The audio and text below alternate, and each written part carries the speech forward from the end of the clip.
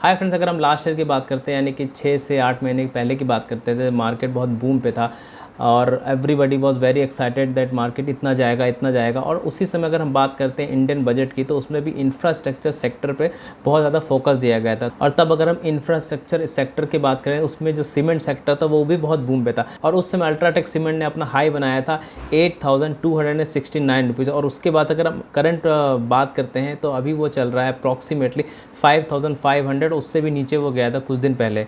तो आखिर ऐसा क्या हो गया कि अल्ट्राटेक सीमेंट जो अपने सेक्टर का लीडर स्टॉक है, वो अराउंड 34 से 35% डिस्काउंट पे मिल रहा है। तो आखिर सीमेंट सेक्टर इतना नीचे क्यों जा रहा है, अल्ट्राटेक सीमेंट इतना नीचे क्यों जा रहा है, क्या उसके नीचे गिरने के कारण है और क्या हमें उसमें इन्वेस्टमेंट करना चाहिए या थोड़ा और रुकना चाहिए, इन्हीं सब बातों की हम चर्चा आज करेंगे। मैं विजय आपका स्वागत करता हूं आपके अपने चैनल वेल्थ की पाठशाला में। चलिए शुभ आरंभ करते हैं।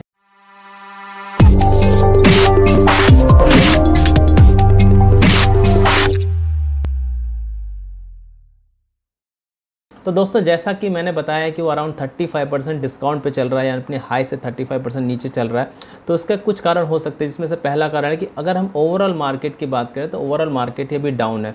उसके रीज़न हो सकते हैं इन्फ्लेशन हो सकता है, जो इंटरेस्ट रेट बढ़ाए जा रहे हैं यानी कि यूएस गवर्नमेंट के द्वारा या फिर आरबीआई के द्वारा, या जितने भी अगर हम बाकी कंट्रीज़ की बात करें, सारे के सारे सेंट्रल जो बैंक्स हैं वो इंटरेस्ट रेट बढ़ा रहे हैं। जब भी इंटरेस्ट रेट बढ़ाते हैं तो ओवरऑल स्टॉक मार्केट तो नीचे आता ही है। तो उसके हिसाब से भी अगर इंडियन स्टॉक मार्केट अगर नीचे आ रहा है तो सारे सेक्टर के सभी स्टॉक नीचे आएंगे। एक तो ये रीज़न हो जाता है। दूसरा रीज़न ये हो जाता है कि अभी अगर रिसेंटली हम बात करते हैं, अदानी ने अंबुजा सीमेंट और एसीसी सीमेंट को एक्वायर कर लिया, यानी कि जब ये दोनों एक साथ मिलके आ जाएंगे तो ये जो इनकी कैपेसिटी रहेगी या उनकी जो सेल्स रहेगी या जो कंपनी होगी, वो अप्रॉक्सीमेटली अगर हम बात करें अल्ट्राटेक सीमेंट के बराबर हो जाएगी। और हम सभी जानते हैं कि अदानी के सारे शेयर्स कैसे चलते हैं, तो उसके हिसाब से भी हम देख सकते हैं कि अगर अदानी ग्रुप ने दोनों ग्रुप यानी एसीसी और अंबुजा को एक्वायर कर लिया है तो ये एक तरीके से अल्ट्राटेक का बहुत बड़ा कॉम्पिटिटर बन जाता है।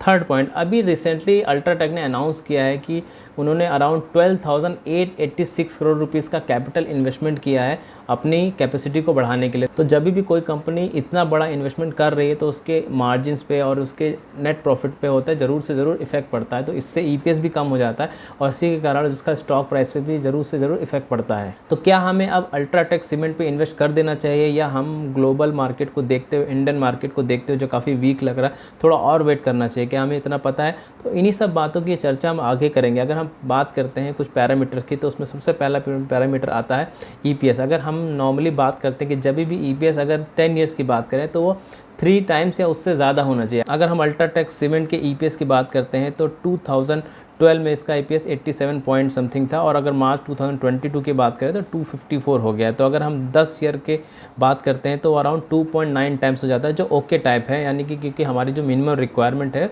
वो 3 टाइम्स होती है। लेकिन यहाँ इंटरेस्टिंग बात है, अगर स्टार्टिंग के 5 ईयर्स की बात करते हैं तो वो 1.12 टाइम्स हो जाता है। लेकिन अगर हम लेटेस्ट 5 ईयर्स की बात करते हैं तो अप्रॉक्सीमेटली 2.5 टाइम्स हो जाता है। यहाँ कहने का मतलब ये है कि जो हम पूरा अगर 10 साल का डेटा की बात कर रहे हैं, ईपीएस की बात कर रहे हैं, तो उसमें जो पहले 5 साल थे उसमें कंपनी ने इतना अच्छा परफॉर्म नहीं किया रेदर देन कि जो लास्ट के 5 साल हैं उसमें किया है। तो हम बोल सकते हैं कि पहले कंपनी ठीक ठाक परफॉर्म कर रही थी और उसके बाद अगर लेटेस्ट 5 ईयर्स की बात करें तो और अच्छा कर रही है। तो इसको हम एक सनराइज इंडस्ट्री बोल सकते हैं, यानी हम बोल सकते हैं जो कंपनी लेटेस्ट में अच्छा कर रही है और उसका फ्यूचर ग्रोथ बहुत ज़्यादा दिख रहा है, वही कंपनी स्टॉक मार्केट में आपको ज़्यादा रिटर्न दिला सकती है। तो इस कैटेगरी में हम बोल सकते हैं, अगर ईपीएस की कैटेगरी में, तो हम इस अल्ट्राटेक सीमेंट को पूरी तरह से अच्छे मार्क्स दे सकते हैं। Second point, ROE. नॉर्मली हम बोलते हैं आरओई अगर 12% से ऊपर होता है तो हम उस कंपनी को अच्छा बोल सकते हैं। अगर हम इस कंपनी की बात करते हैं तो लास्ट 10 ईयर में देखें तो 13% आरओई है, 5 ईयर्स में देखें तो 13% है। अगर लास्ट 3 ईयर्स की बात करें तो 15% आरओई, अगर हम लास्ट ईयर की बात करें तो 16% है। तो एक अच्छा डेटा दिखाता है कि हम आरओई में भी इसको फुल मार्क दे सकते हैं। Third point, debt to equity ratio. देखिए, जब भी डेट टू इक्विटी रेशियो की बात करते हैं तो वो 1 से कम होना चाहिए। अगर डेट टू इक्विटी रेशियो 0 है, यानी कि डेट बिल्कुल भी नहीं है, तो ये और अच्छी बात हो जाती है, यानी डेट फ्री कंपनी हो जाती है।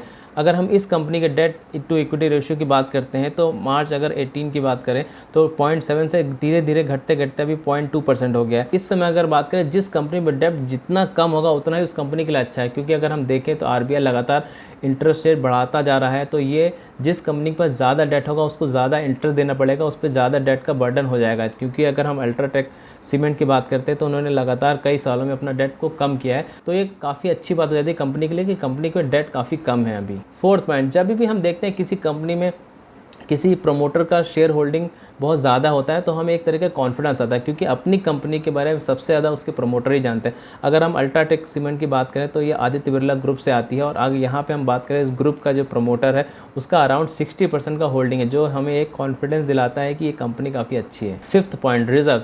कंपनी का रिजर्व बताता है कि कंपनी के पास कितना पैसा रखा हुआ है, कितना स्ट्रॉन्ग है। अगर हम इस कंपनी के रिजर्व की बात करते हैं तो उसके पास अप्रॉक्सीमेटली 50,000 करोड़ रुपीज़ का रिजर्व रखा है, जो कंपनी का एक स्ट्रॉन्ग बेस को बताता है। अभी तक हमने कुछ नंबर की बात की, अगर हम बात करते हैं कुछ क्वालिटेटिव पॉइंट्स की, तो अगर हम बात करें इस कंपनी के बारे में तो ये कंपनी 1983 में स्टार्ट हुई थी, सीमेंट और सीमेंट प्रोडक्ट बनाती है। अगर हम इंडिया में बात करें तो ये नंबर 1 कंपनी है इंडिया में, और अगर हम बात करते हैं वर्ल्ड की, चाइना को हटा के, तो ये नंबर 3 की कंपनी बन जाती है वर्ल्ड में in terms of manufacturing of cement and cement related products. दूसरा पॉइंट, हम बात करते हैं सीमेंट की। देखिए सीमेंट ऐसा प्रोडक्ट होता है, ऐसा नहीं है कि आप मैन्युफैक्चरिंग केरला में कर रहे हैं और उसको जो बेच रहे हैं या उसकी सेलिंग कर रहे हैं वो जम्मू में कर रहे हैं, यानी कि बहुत बड़ा अगर ट्रांसपोर्टेशन रीच होता है तो उसमें उसकी कॉस्टिंग बहुत ज़्यादा बढ़ जाती है। अगर हम इस अल्ट्राटेक सीमेंट की बात करें तो उसकी पूरे ऑल ओवर इंडिया में हर जगह प्रेजेंस है, जो उसको एक इकोनॉमी ऑफ स्केल दिखाता है, जिसके कारण वो अपने मार्जिन काफ़ी अच्छे तरीके से मेंटेन कर पाते हैं और इसीलिए वो मार्केट में लीडर भी हैं। जैसा कि मैं भी थोड़ी देर पहले बोला था कि एक बहुत बड़ा रीज़न है क्यों UltraTech cement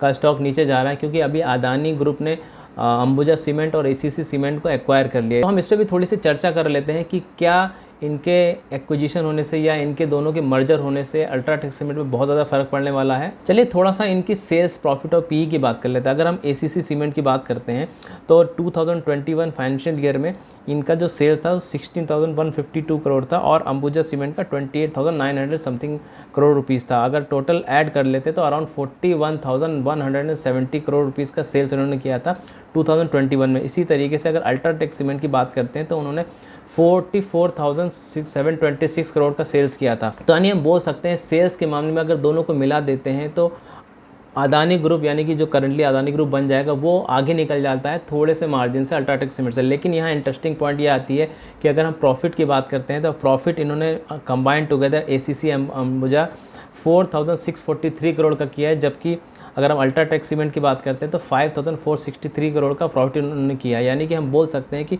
even though sales में वो थोड़े से पीछे रहे थे, लेकिन प्रॉफिट यानी कि अपने मार्जिन यानी अपने इकोनॉमी ऑफ स्केल की वजह से उन्होंने प्रॉफिट कम सेल करके ही किया।